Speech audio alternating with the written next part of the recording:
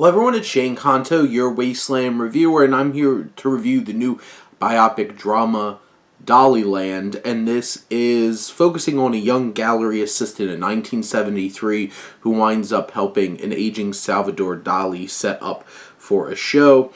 This is from director Mary Harron, who'd previously done films like American Psycho, and this particular film takes an interesting perspective in terms of what it's trying to do. And Christopher Briney is this young man who's pulled into this world of Salvador Dali, and we see Sir Ben Kingsley as Dali, who's great.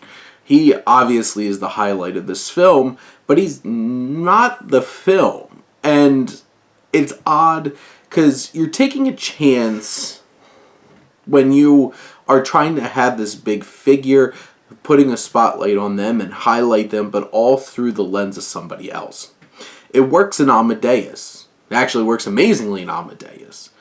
It works great in Beautiful Day in the Neighborhood. It doesn't work great here. This character is not very interesting.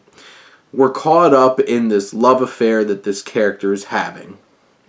You feel like this character is kind of stuck in this weird place between Salvador Dali and his wife, and none of it's that compelling or interesting enough to propel this movie forward. This whole dynamic with him and this young woman that he winds up connecting with is not interesting. Every time Dali's on film, we're interested.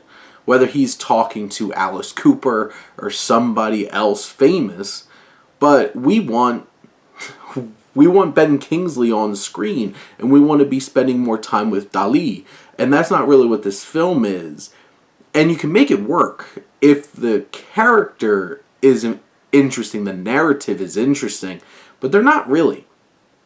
Not that interesting.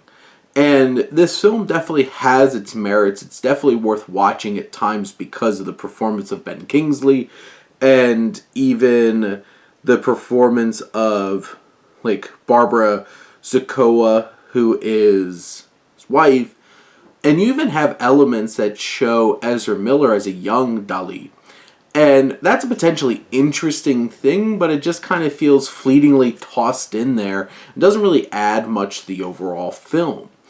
And this just feels like a misguided attempt at trying to make some kind of biopic about Salvador Dali, and just feels like an unfocused and kind of middle-of-the-road romance, and something that just doesn't feel like it capitalizes on the most interesting aspects of its own story and settles for pretty mundane and run-of-the-mill elements that fill up too much of the film and doesn't quite elevate this film to the place where it could have been. But those are my thoughts on Daliland. Let me know what you think, and let's talk some movies. But thank you as always for tuning in and supporting your Wasteland reviewer.